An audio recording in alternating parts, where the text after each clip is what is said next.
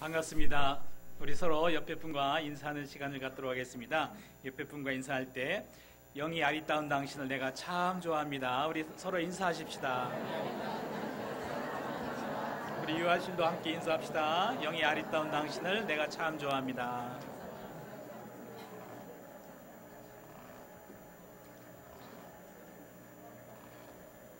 인사 받으실만 합니까?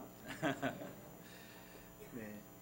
우리 서로 그렇게 될 수 있도록 매일마다 한 걸음씩 나갈 수 있기를 바랍니다. 오늘은 참 재미있는 야곱의 이야기가 시작이 됩니다. 야곱은 그 이름이 발목을 잡는 자 그리고 속이는 자 이렇게 알려져 있습니다. 하여튼 이 하나님의 축복을 그가 자기 것으로 삼았고 그가 가로챘다라고 그렇게 이야기를 하고 있습니다. 이 이야기를 우리가 이제 생각해 보면서 그런 생각을 해봤어요. 유행가 가사 중에 사랑은 아무나 하나 그런 제목이 있죠. 그런 것처럼 축복은 아무나 받나 라는 그런 생각을 해봤습니다. 정말 에서가 에서의 받을 축복을 야곱이 가로챘기 때문에 에서가 축복을 못 받은 것일까? 한번 그런 의심을 해봅니다. 그리고 야곱이 하나님의 그 이삭의 축복을 받는다고 해서 그 축복이 에서의 것이 될 수 있을까? 라는 생각을 해보게 됩니다. 그렇게 하면서 오늘 축복에 대해서 우리가 한번 생각해 볼 수 있길 바랐는데요. 축복의 결론은 뭐냐면은 오늘 축복을 하는데 이삭이 야곱에게 이런 축복을 내려줍니다. 하나님은 하늘의 이슬과 땅의 기름짐이며 풍성한 곡식과 포도주를 내게 주시기를 원하노라 라고 말씀하고 있고요. 또 한 가지는 만민이 너를 섬기고 열국이 내게 굴복하고 또 내 형제들의 주가 되고 어머니의 아들들이 내게 굴복하며 너를 저주하는 자는 저주를 받고 너를 축복하는 자는 복을 받기를 원하노라 라는 이런 축복을 야곱에게 내려주는 것을 볼 수가 있습니다. 여러분 이런 축복을 우리 모든 성도들도 받기를 원하십니까? 아멘. 진짜입니까? 네. 그런데 창세기 마지막에 보면은 야곱이 바로를 만나죠. 바로를 만나면서 하는 말이 내가 그때가 몇 년이지? 140여 년을 내가 살아오면서 야곱의 고백이 뭐냐면은 나는 험악한 세월을 살았나이다 라고 이렇게 고백을 합니다. 하나님의 축복을 받은 사람의 마지막 고백이 왜 그럴까요? 야곱이 이삭의 축복을 아멘으로 받아들였습니다. 아멘으로 받아들여서 정말 만민이 그를 섬길 만한 그런 신앙의 실력을 가진 사람을 만들려고 하니까 그 다음에 하늘의 이슬을 매일마다 받는 사람이 되고 그 마음이 정말 기름진 사람으로 만들려고 하니까 야곱을 만져줘야 되잖아요. 야곱을 고쳐야 되잖아요. 야곱을 새롭게 해야 되잖아요. 그런 세월을 감당할 수 있겠느냐라는 것입니다. 그런데 야곱은 거기에 아멘했다라는 것입니다. 그래서 하나님과 함께 동행하면서 하나님께서 그를 모든 사건을 동원하시고 그를 빚어가실 때에 야곱은 하나님의 뜻대로 그의 마음과 생각과 삶을 고쳐나가는 그런 삶을 평생을 살았다라는 것을 여러분 기억할 수 있기를 바랍니다. 고난의 시작입니다. 어떤 의미에서 영적 싸움의 시작이 되었다라는 것입니다. 그런 의미에서 축복을 아무리 내려주어도 축복을 받을 만한 그릇이 있는 사람만 이 축복을 받을 수 있다라는 것입니다. 그렇기 때문에 이삭은 하나님과 하나가 된 사람이에요. 하나님의 말씀을 따라서 축복할 수밖에 없습니다. 그래서 또 이런 생각을 해봅니다. 만약에 에사가 먼저 사냥을 해가지고 들어왔다. 그리고 이삭의 앞에서 머리를 들이밀고 축복을 받게 되었다라고 했을 때에 과연 이삭은 어떤 축복을 내렸을까라는 것입니다. 야곱에게 내렸던 축복을 그대로 이삭에게도 내렸을까라는 그런 의심을 해봅니다. 어떻다고 생각하십니까? 이삭과 하나님은 하나입니다. 마음이 하나가 된 분이에요. 하나님의 뜻대로 축복할 수밖에 없는 것이 이삭의 입장입니다. 결론적으로는 야곱에게 축복이 내려갔지만 그것은 하나님께서 그렇게 역사하신 것이다라고 밖에 할 수가 없다라는 것입니다.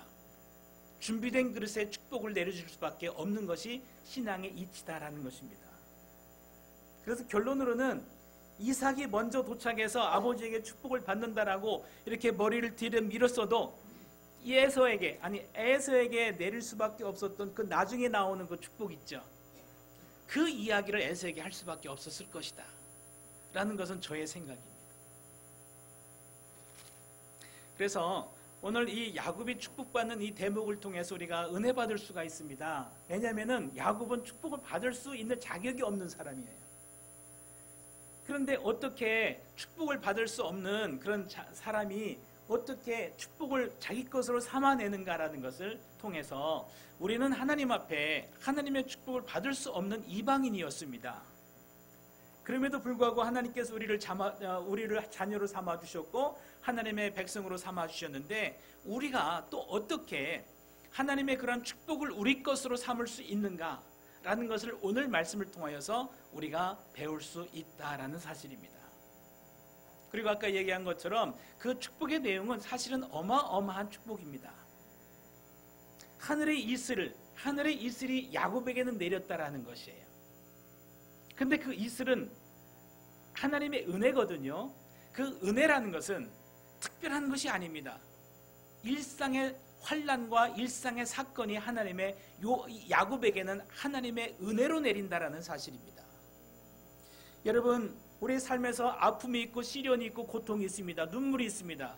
또 기쁨도 있고 즐거움도 있습니다. 편안함도 있습니다. 그 모든 것을 통해서 하나님의 은혜를 받을 수 있는 그런 영적인 눈을 뜬 사람이 될 수 있기를 바랍니다. 그러면은 하나님의 이슬을 받을 수가 있어요. 모든 순간 하나님의 은혜를 누릴 수가 있고 모든 순간 하나님의 뜻을 깨달을 수가 있으며 모든 순간 그 하나님의 사건 속에서 그 환경 속에서 하나님께서 기뻐하시는 거룩한 삶으로 내가 나갈 수 있는 그런 삶을 살아갈 수 있으리라 믿습니다. 그렇게 되기 위해서는 많은 신앙의 고통이 있어야 되고 많은 신앙의 수련이 있어야만 그 삶이 가능해질 것입니다. 그러나 거기까지 우리 함께 나갈 수 있기를 예수님의 이름으로 축복합니다. 결코 쉬운 것은 아닙니다. 왜냐하면 포기할 것이 너무 많기 때문에 그래요. 우리는 세상의 것을 너무 많이 두르고 있기 때문에 그래요. 우리는 세상에 너무 많이 붙잡혀 있기 때문에 하나님의 이슬이 내리든지 하나님의 은혜가 내리든지 하나님께서 나를 어떻게 이끌어가길 원하시는지 전혀 무감각하게 사는 모습이 너무 많다라는 사실을 우리 자신을 돌아볼 수 있어야 되겠습니다. 하나님은 이 아브라함과 언약을 맺었습니다. 그리고 이삭과도 언약을 맺었습니다. 하나님은 대단히 성실하신 분이십니다. 그리고 대단히 열정이 있으신 분입니다. 그래서 그 약속을 하나님의 언약을 성취하기 위해서 하나님은 무슨 일이든지 할 수 있으며 정말 쉬지 않고 일하시는 분이 하나님이시다. 그래서 하나님은 그 약속을 반드시 성취해 나가시는 분이시다라는 것을 우리는 믿어야 됩니다. 근데 거기에 아멘함으로 순종함으로 하나님의 약속을 이룬 사람이 바로 아브라함이고 이삭이다라는 것이에요. 그랬을 때 야곱도 나도 그런 축복을 받겠습니다 하고 경쟁을 하는데 누구랑 경쟁을 하느냐? 야곱의 경쟁자는 에서가 아닙니다. 야곱의 경쟁자는 아브라함이고 이삭입니다. 나도 그런 신앙을 갖기를 원합니다. 나도 아버지 같은 신앙의 사람이 되겠습니다라고 도전하는 것이 누구냐? 에서가 아닙니다. 이삭에게 도전하는 것이고 아브라함에게 도전하는 것입니다. 그래서 우리의 신앙의 대상, 우리의 신앙의 경쟁자는 예수님이 될 수 있기를 바랍니다. 예수님을 바라보면서 신앙생활하는 자가 될 수 있기를 바랍니다. 그래서 하나님께서는 모든 우리 성도들에게 가장 좋은 것으로 예비하시고 축복하시고 인도하심을 믿습니다. 그리고 또 하나님의 그 거룩한 손길로 능력의 손길로 우리 한 사람 한 사람을 하나님의 최선의 작품으로 만들기를 원하시는 것이 하나님의 뜻이라고 분명히 확신을 합니다.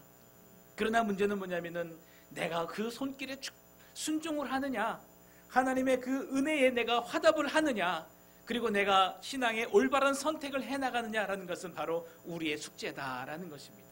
이것이 바로 우리의 신앙이다라는 것입니다.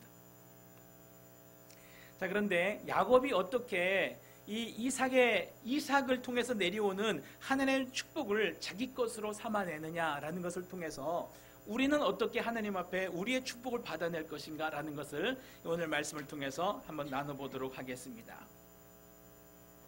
첫 번째는 야곱은 우리가 이제 요즘 많이 이제 듣는 이야기로 야곱은 이삭으로부터 내려오는 하나님의 축복을 자기 것으로 삼기 위하여서 다걸기를 했다라고 이렇게 말씀드릴 수가 있겠습니다. 또 어머니가 그 이삭이 에서에게 하는 소리를 듣고 야곱을 불러서 야, 네가 가서 아주 좋은 염소 새끼 2마리를 가져와라.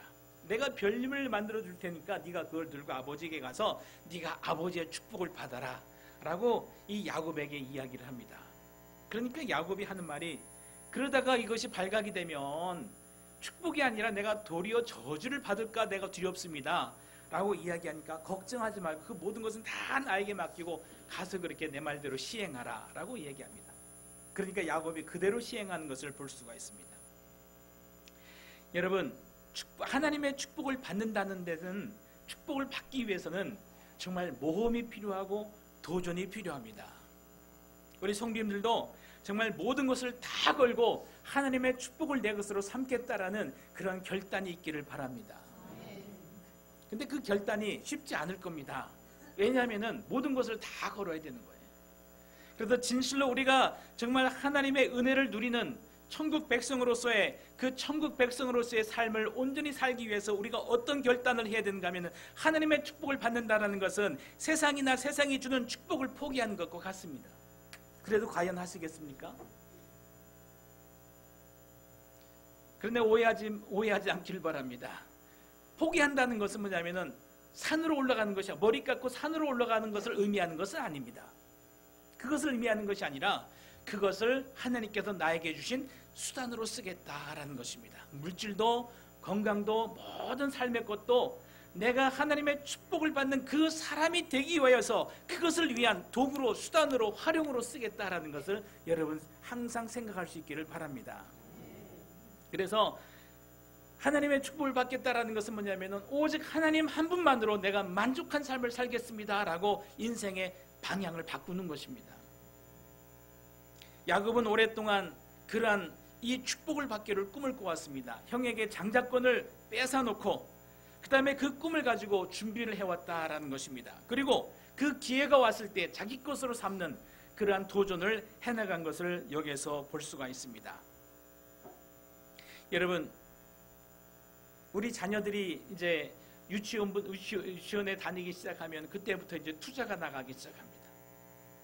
심지어는 이제 유치원 때부터 영어 학원에 보내고 미술 학원에 보내고 여러 가지 이제 아이들을 이제 미래를 위해서 투자를 합니다.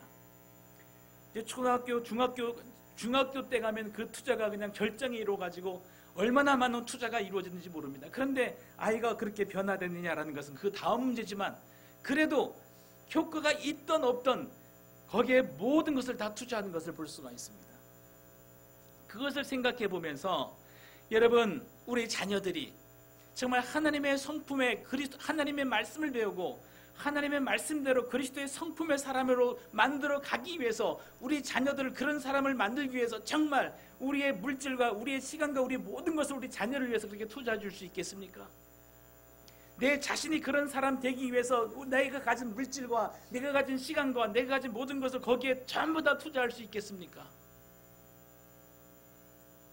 그런데 우리 하나님께서 우리에게 요구하시는 것은 물질을 왜 주셨느냐라는 것입니다. 우리에게 시간을 왜 주셨느냐라는 것입니다. 내 삶의 주변의 환경을 하나님께서 왜 주셨느냐라는 것입니다. 이것은 하나님께서 우리에게 수단으로 주셨다라고 우리는 고백합니다. 이것을 하나님께서는 우리에게 활용거리로 이용거리로 주셨다라고 우리는 고백을 합니다. 그것이 내 삶의 목적이 아니라고 고백을 합니다. 그렇다면 그것을 다 들어서 무엇을 위해서 써야 되겠느냐? 하나님의 목적, 내가 하나님의 사람 되는 그런 목적을 위해서 그것을 활용하고 쓸 수 있는 지혜로운 자가 되어야 되겠다라는 것입니다. 이것이 하나님께서 우리에게 주신 도전입니다. 야곱이 이 모든 것을 다 내려놓고 내가 하나님의 축복을 내가 받아내겠습니다. 난 그런 사람이 되겠습니다. 결단을 하니까 어떻게 돼요? 집을 떠나게 보내게 되는 거예요. 이삭이 가지고 있던 그 얼마나 많은 재산, 집에 붙어 있으면 그 3분의 1이라도 아니 10분의 1이라도 받을 게 아닙니까? 10분의 1을 받으면 그게 어딥니까? 이삭은 큰 부자인데. 그런데 집을 떠남으로 말미암아 야곱은 이삭의 재산에 한 푼도 받지 아니하고 그 모든 것을 다 포기하고 내려놓고 집을 떠나서 그때부터 고생의 길을 이제 시작하는 것을, 고생의 삶을 시작하는 것을 볼 수가 있습니다. 나중에 이 야곱이 큰 부자가 됩니다.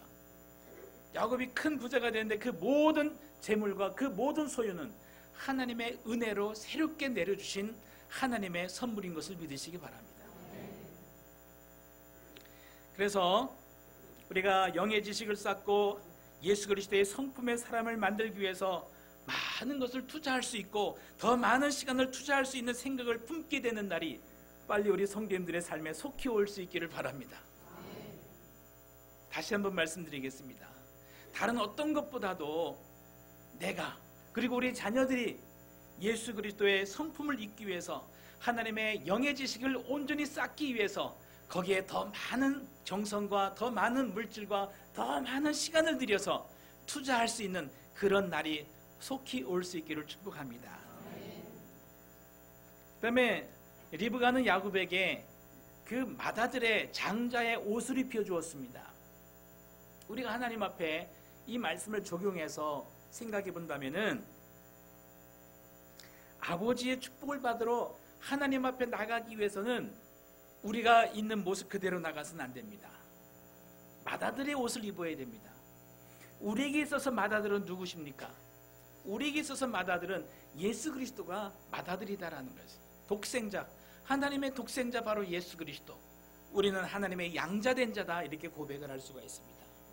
그렇다면 우리가 하나님 앞에 나갈 때 어떤 옷을 입어야 돼요? 맏아들의 옷을 입어야 됩니다.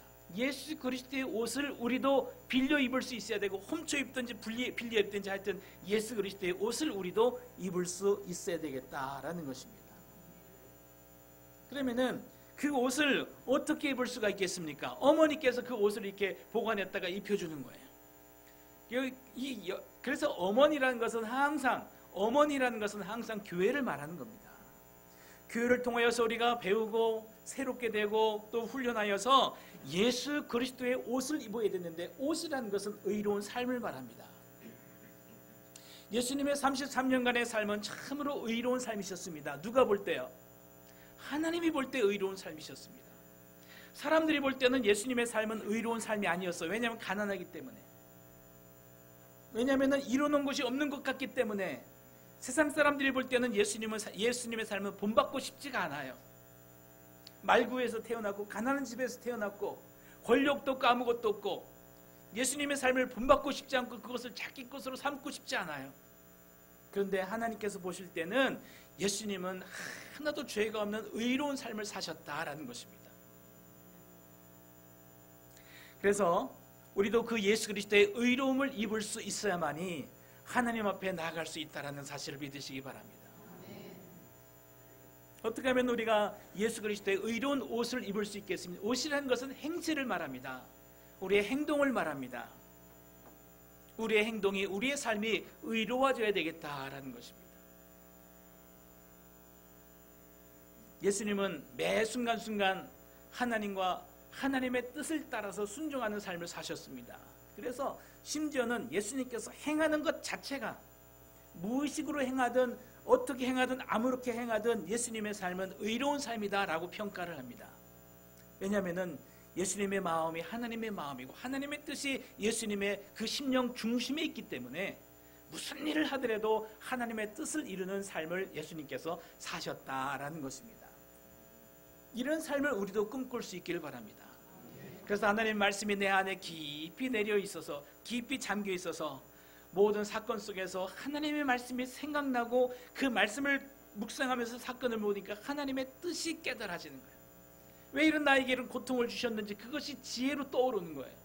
왜 이런 사건을, 왜 이런 환경을 나에게 주셨는지 말씀을 통해서 그것이 깨달아지는 거예요. 깨달아지면 그대로 순종할 수 있기를 바랍니다. 그렇게 될 때에 모든 한순간의 삶이 하나님의 뜻대로 이루어지는 삶이 이루어진다면 그 삶이 거룩한 삶이고 의로운 삶이 되는 것임을 믿으시기 바랍니다. 사람들의 입장에서가 아니라 내 속에서 깨달아지는 하나님의 말씀에 순종할 수 있는 그런 삶이 우리 삶 속에서 자연스럽게 일어날 수 있는 일이 속히 이루어질 수 있기를 바랍니다. 그런데 또 그 옷을 보니까 아버지가 그 옷에 그 냄새를 맡아보면서 이 향취는, 그 향취를 내가 기뻐한다라고 이야기할 수가 있어요. 내 아들의 향취는 여호와께서 복 주신 밭의 향취로다라고 하면서, 그 옷이 오래 있으면은 땀 냄새가 나잖아요. 땀 냄새가 나고, 그 땀 냄새가 난다는 것은 거기에 수고가 있다는 것이죠. 그 향취를 참 좋아한다라는 것입니다. 향취까지 같아야 된다라는 것이에요. 사람마다 냄새, 특유의 냄새가 있습니다. 그런데 그 아버지는 그 냄새를 좋아한다는 것입니다. 왜 그 냄새를 좋아합니까? 내 아들의 땀과 수고가 거기 배어있기 때문에 다른 사람은 싫어하는 거예요. 그런데 아버지는 좋아하는 겁니다.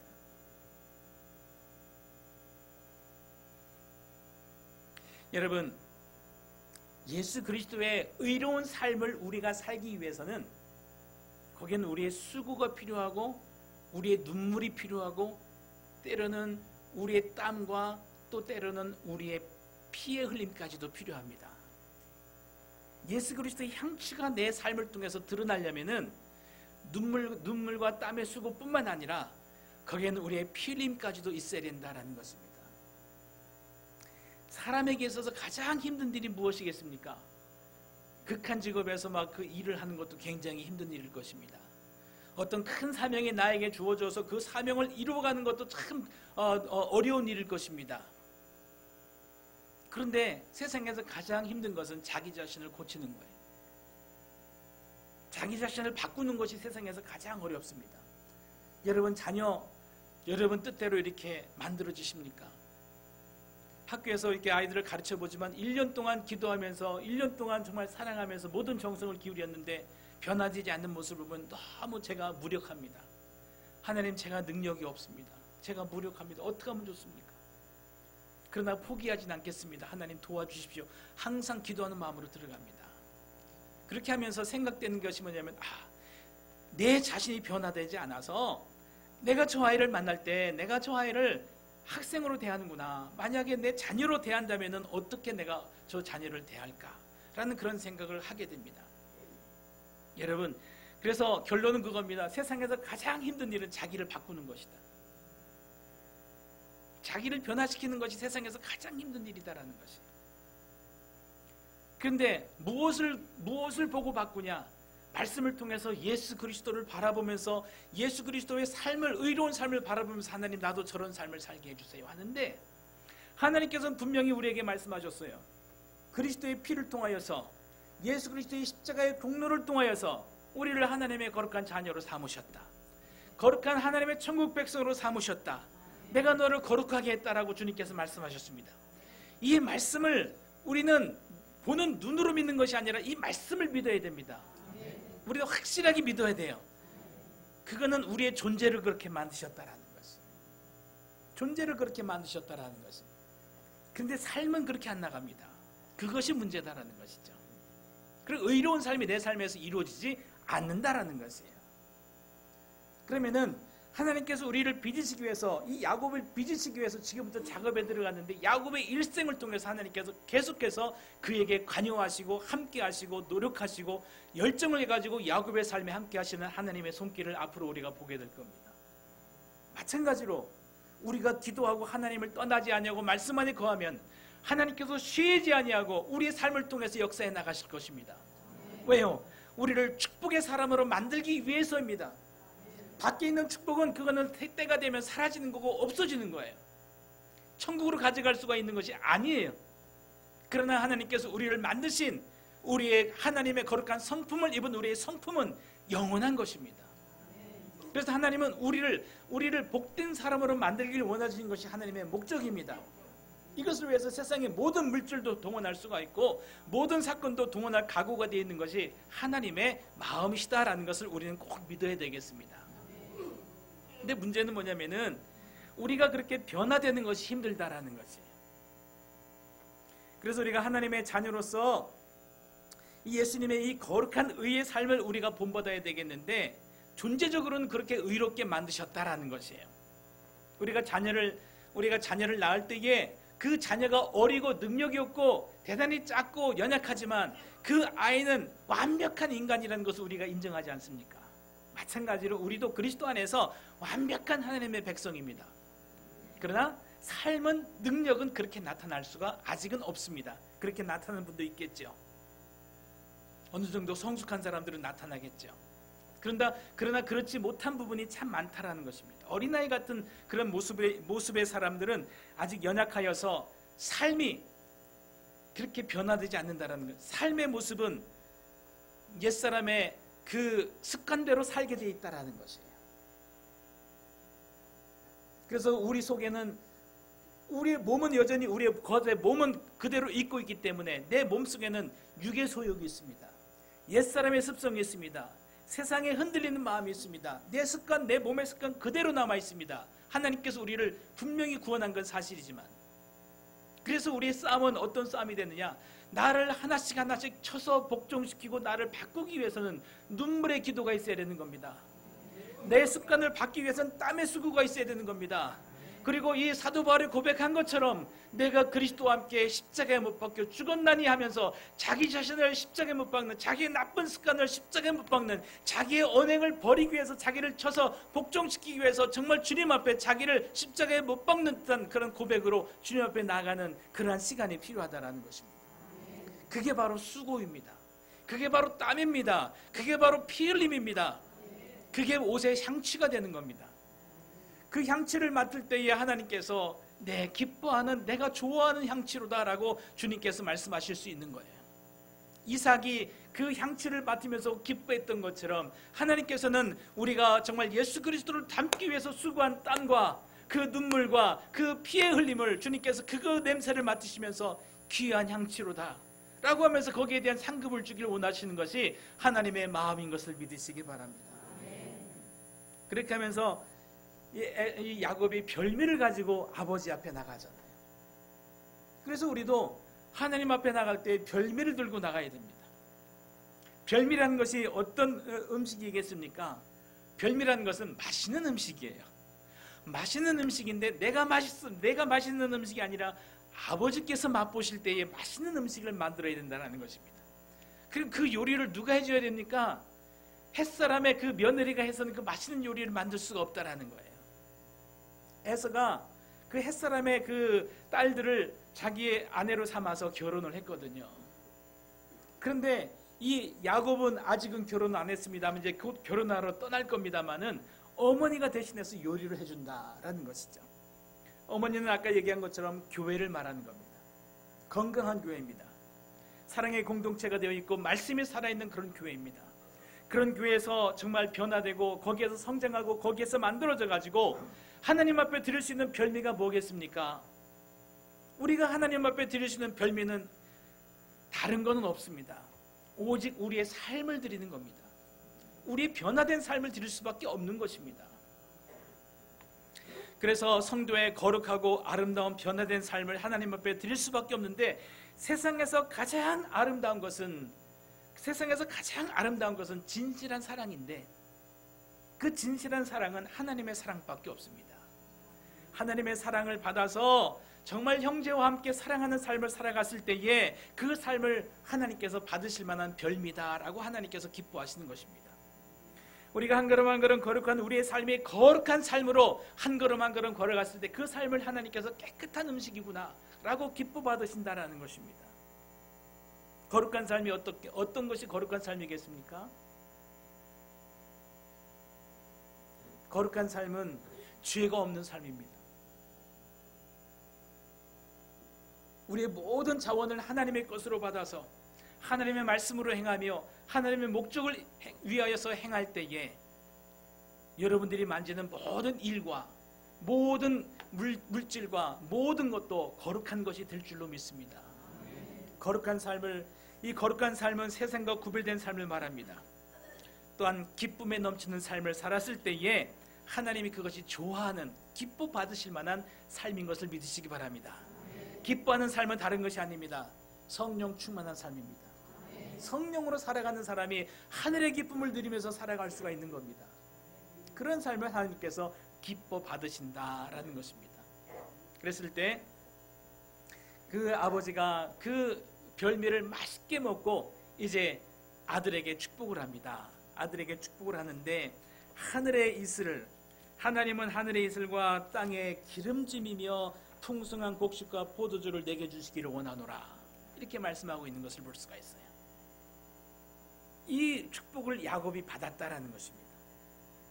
이 축복을 받았는데 하늘의 이슬이며 라고 말하고 있습니다. 하나님께서 누구에게는 하늘의 이슬을 내리고 누구에게는 이슬을 안 내리겠습니까? 모든 사람에게 하나님께서 하늘의 이슬, 하늘의 신령한 은혜를 주시기를 원하시는데, 하나님의 신령한 은혜가 뭐를 통해서 오겠습니까?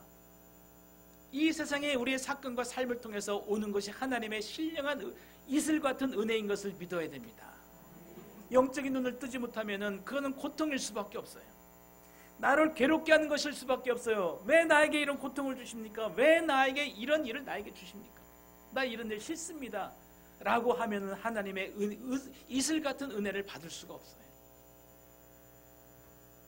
믿음의 눈을 열어서 이 모든 것을 통하여서 내게 주시는 모든 일과 모든 환경은 하늘로부터 하나님께서 허락하신 것이다라는 믿음의 눈을 가지고 봤을 때에 거기에서 비로소 하나님의 뜻이 조금씩 깨달아지게 되고, 그러면 내가 말씀을 붙들고 믿음으로 그 사건과 환경을 부딪혀서 믿음으로 나가는 삶을 이룰 수 있다라는 것이죠. 그러면서 이제 풍성한 곡식과 포도주를 내게 주시기를 원하노라 하는데, 이제 이 부분은 이제 저녁 시간에, 이 부분부터 저녁 시간에 말씀을 드리겠습니다만, 포도주를 내게 주시기를 원하노라 라고 하는 이 포도주는 기쁨입니다. 잔치입니다. 그래서 이 땅에서의 우리가 이제 농부가 이제 그 농사를 질 때에 여름에 많은 곡식을 거두어서 겨울에는 쉰입니다. 겨울에는 일하지 못할 때가 곧 오게 되어 있습니다. 그때는 그 풍성한 결실을 맺은 그 곡식과 포도주를 가지고 그것을 먹고 마시면서 즐기면서 생활하는 것이 바로 겨울입니다. 일하지 못할 때가 곧 온다라는 것입니다. 우리가 그날을 기억하면서 그날을 준비하는 자가 될 수 있길 바랍니다.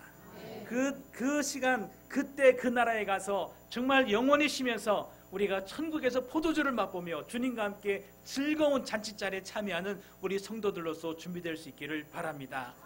그래서 그 이삭이 야곱을 그 축복한 내용과 그 이후에 왜 에서는 축복을 빼앗길 수밖에 없었는가에 대한 내용은 우리 오후 시간에 만나서 함께 말씀을 나누도록 하겠습니다. 기도하겠습니다.